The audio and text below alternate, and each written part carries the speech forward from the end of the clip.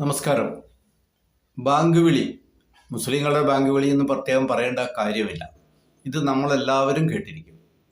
ലോകത്തത് കേൾക്കാത്ത ഒരാൾ പോലും ഉണ്ടാകില്ല എന്നാണ് ഞാൻ വിശ്വസിക്കുന്നത്.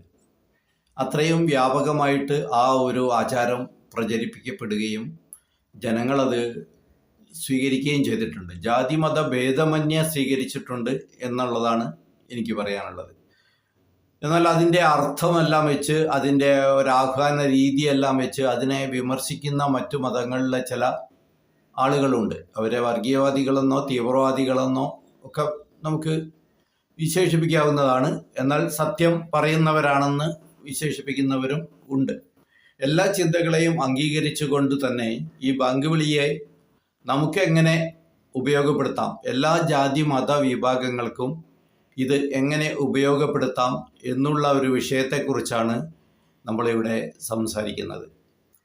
ബാങ്ക് വിളി സത്യത്തിൽ അത് ദൈവത്തിലേക്കുള്ള ഒരു ആഹ്വാനമാണ്.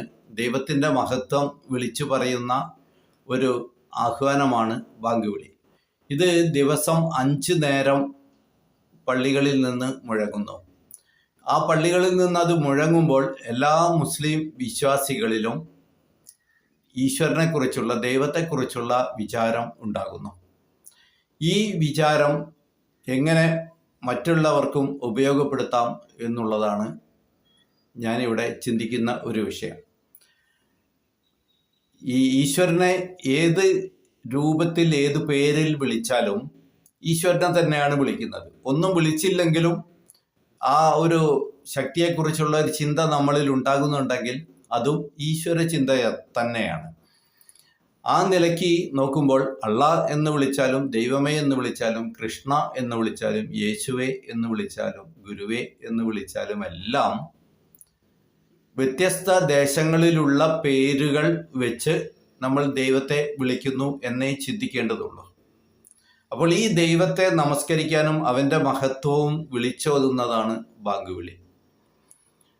ഇത് ഒരു ശല്യമായി തോന്നുന്നത് ഞാൻ എൻ്റെ ദൈവത്തെ അല്ല വിളിക്കുന്നത് എന്നുള്ള ഒരു ചിന്ത നമ്മളിൽ ഉണ്ടാകുമ്പോഴാണ്. അവൻ അവൻ്റെ ദൈവത്തെ വിളിക്കുന്നു, അവൻ്റെ ദൈവം എൻ്റെ ദൈവത്തിനെതിരാണ് എന്നൊക്കെയുള്ള ഒരു ചിന്ത നമ്മളിൽ ആരൊക്കെയോ ചേർന്ന് നിറയ്ക്കുകയും അങ്ങനെ കുത്തിവെക്കുകയും എല്ലാം ചെയ്തതിൻ്റെ ഫലമാണ് ഈ ഒരു വിരുദ്ധമായ പരാമർശങ്ങൾ ഉണ്ടാകുന്നത്. അതിലെ അറബിക് വാക്കുകളുടെ അർത്ഥം മലയാളത്തിലാക്കി ചൊല്ലിയാൽ ഒറ്റ ദിവസം കൊണ്ട് അത് നിരോധിക്കും എന്നൊക്കെ പറയുന്ന ആളുകളുണ്ട്. അതിലൊന്നും യാതൊരു അർത്ഥവുമില്ല, കാര്യവുമില്ല എന്ന് സൂക്ഷ്മ ചിന്ത നടത്തിയാൽ നമുക്ക് മനസ്സിലാവും. അപ്പം ഇവിടെ ഈ ഒരു വിഷമമുള്ളവർക്കും അതില്ലാത്തവർക്കും ഉപയോഗപ്പെടുത്താവുന്ന ഒരു രീതിയാണ് ഞാനിവിടെ പറയുന്നത്.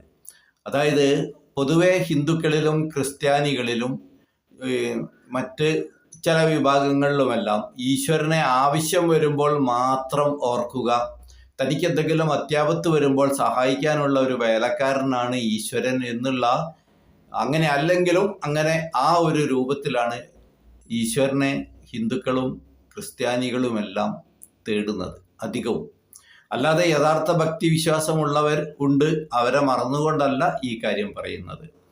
അതുകൊണ്ട് അത്തരക്കാർക്ക് കൂടി ഈ ബാങ്ക് വിളിയെ ഉപയോഗപ്പെടുത്താം. ദിവസം 5 നേരം ദൈവത്തെ വിചാരിക്കാൻ കഴിയും.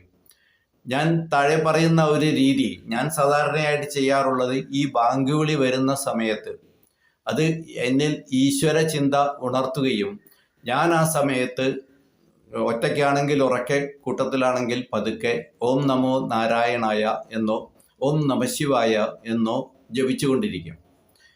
അല്ലെങ്കിൽ വെറുതെ ഓം എന്ന് മാത്രം ജപിക്കും. കാരണം ആ സമയത്തെങ്കിലും ഞാനും ദിവസവും 5 നേരവും ദൈവത്തെ ഓർക്കുന്നു എന്ന് എനിക്ക് ഉറപ്പ് വരുത്താം. യഥാർത്ഥത്തിൽ തൻ്റെ ഉള്ളിലുള്ള ദൈവത്തെയാണ് ഞാൻ എപ്പോഴും വിളിക്കാറുള്ളത്. പുറത്തുള്ള ഒരു ദൈവത്തെ വിളിക്കാറില്ല. ഈ പുറത്തുള്ള ദൈവത്തെ വിളിക്കുമ്പോഴാണല്ലോ നമ്മൾ മൈക്ക് വെച്ചും കൊട്ടിപ്പാടിയും ഭജന നടത്തിയും അങ്ങനെ അത്തരം രീതികളെല്ലാം ചെയ്യുന്നത്. അത് ഇസ്ലാമിലായാലും ക്രിസ്ത്യാനിയിലായാലും ഹിന്ദുവിലായാലും എല്ലാം അങ്ങനെയാണ്. പുറത്തുള്ളവർ കേൾക്കാൻ വേണ്ടി അല്ല നമ്മുടെ നാമജപങ്ങൾ അല്ലെങ്കിൽ ഈശ്വര വിചാരം ഉണ്ടാകേണ്ടത്. തനിക്കുള്ളിലും തനിക്ക് പുറത്തുമുള്ള ആ ഒരു വിശേഷ ശക്തി, പരബ്രഹ്മം അല്ലെങ്കിൽ പരമാത്മാവ് എന്നെല്ലാം പറയുന്ന ആ ഒരു എനർജിയുടെ ഒരു ചെറിയ അംശമാണ് ഞാൻ കഴിഞ്ഞ ബാഹുബലിയെക്കുറിച്ച് പറഞ്ഞപ്പോൾ ഞാൻ ഇത് കുറച്ച് വിശദമായിട്ട് പറയുകയുണ്ടായി.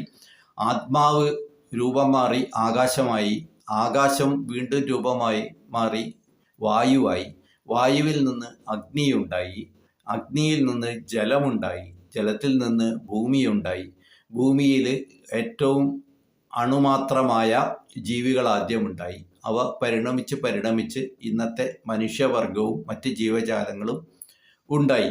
ഈ ഒരു ശാസ്ത്രത്തിലാണ് നമ്മൾ വിശ്വസിക്കേണ്ടത്. അതായത് പരമാത്മാവ് തന്നെ, അതായത് പരബ്രഹ്മം തന്നെ പരിണമിച്ചതാണ്, പരാശക്തി തന്നെ പരിണമിച്ചതാണ് നമ്മളെല്ലാം എന്നുള്ള അർത്ഥത്തിൽ ഞാനും നിങ്ങളും, ഞാൻ ഈ സംസാരിച്ചു കൊണ്ടിരിക്കുന്ന മൊബൈൽ പോലും ഈശ്വരൻ തന്നെയാണ് എന്നുള്ളൊരു സങ്കല്പത്തിൽ നിന്നുകൊണ്ട് നമ്മൾ ഈശ്വര വിചാരം നടത്തുകയാണെങ്കിൽ അത് കൂടുതൽ ശാസ്ത്രീയവുമാണ്, ഏറ്റവും വേഗത്തിൽ ഫലം നൽകുന്നതുമായിരിക്കും. അപ്പോൾ അങ്ങനെ ഒരു ശാസ്ത്രീയമായ രീതിയിൽ 5 നേരം ദിവസം നമുക്ക് ഈശ്വര വിചാരം നടത്താനുള്ള ഒരു മാർഗമാണ് ബാങ്ക് വിളി നമുക്ക് സമ്മാനിക്കുന്നത്.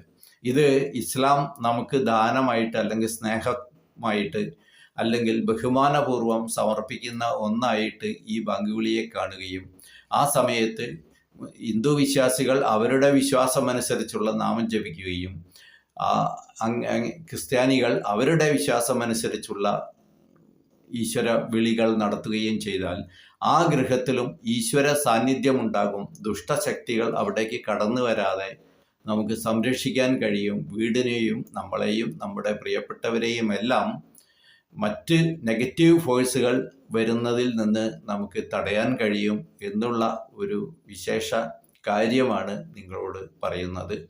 ഇത് എല്ലാ ഹിന്ദുക്കളും ക്രിസ്ത്യാനികളും മുസ്ലിങ്ങളും അവരവരുടെ വിശ്വാസികളിലേക്ക് ഈ സന്ദേശം പകർന്നു കൊടുക്കണം, ഷെയർ ചെയ്യണം എന്ന് അപേക്ഷിക്കുകയാണ്. ഇത് സാഹോദര്യത്തിൻ്റെ, പരസ്പര ബഹുമാനത്തിൻ്റെ, പരസ്പര സഹായത്തിൻ്റെ ഒരു മേഖല കൂടിയാണ് എന്നുള്ളതും പ്രത്യേകം പറയുന്നു. എല്ലാവർക്കും ഐശ്വര്യമുണ്ടാവട്ടെ, ആരോഗ്യമുണ്ടാവട്ടെ, ഈശ്വരാനുഗ്രഹം ഉണ്ടാവട്ടെ. നമസ്തേ.